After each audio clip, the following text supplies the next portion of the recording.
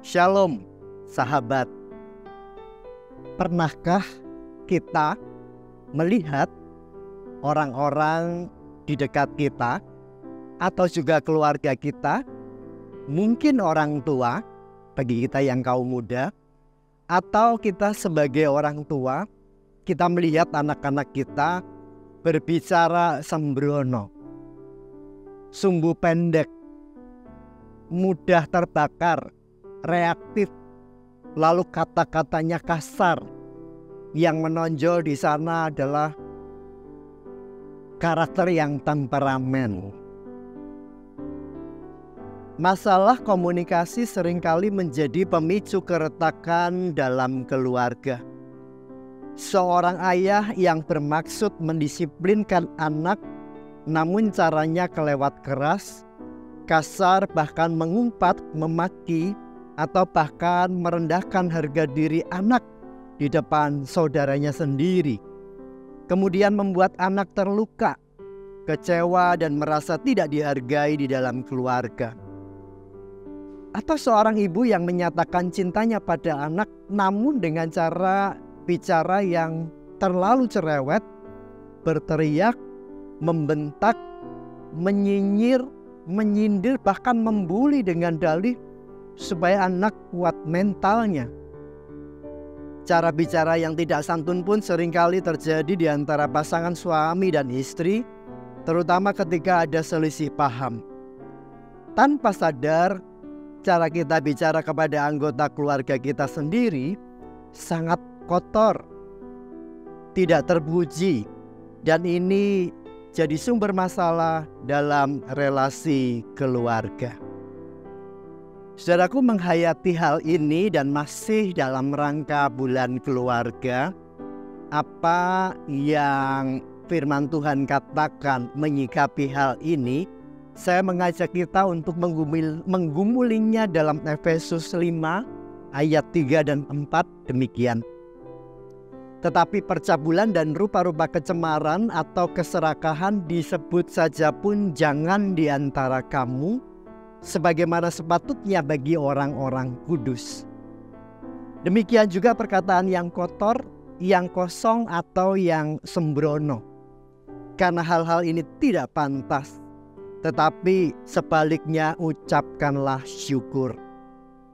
Saudaraku, dalam bulan keluarga ini kita diingatkan bahwa tutur kata kita itu sangat berpengaruh, khususnya bagi keluarga kita sendiri. Bagi pasangan hidup, suami atau istri, bagi anak-anak, juga bagi orang tua. Kata-kata yang memotivasi itu membangun. Tetapi kata-kata yang sebaliknya, kata Paulus, yang sembrono itu justru menyebabkan kerusakan relasi. Kata-kata juga membangkitkan setiap orang yang sedang dirundung putus asa, lalu bisa membangkitkan optimisme. Nah, saudaraku, Rasul Paulus mengingatkan bahwa siapapun kita yang hidup sebagai anak-anak Tuhan, kita diingatkan tidak boleh kita asal bunyi. Tidak boleh kita asal berkata-kata dengan sembrono, lebih lagi atau utamanya kata-kata yang kotor. Mengapa demikian?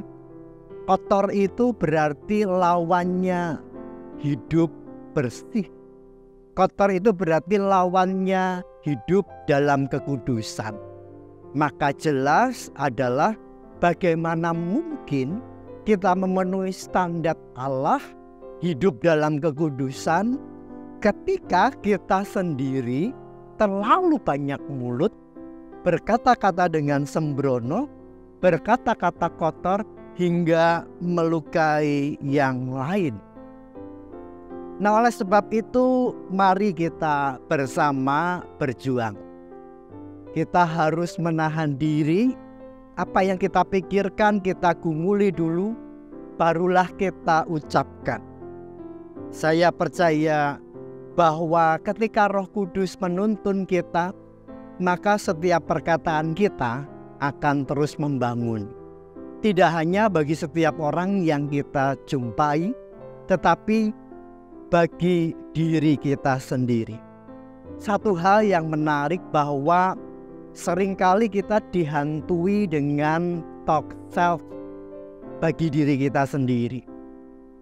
Kita merasa tidak mampu, kita merasa sakit-sakitan, kita tidak yakin akan tujuan hidup kita. Ingatlah, kata-kata itu membangun, kata-kata itu membentuk sebuah optimisme, dan kata-kata itu menghasilkan pengharapan. Terlebih lagi, kata-kata kita sebagai anak-anak Tuhan harus mencerminkan sebagai orang-orang pilihan Allah, orang-orang yang kudus.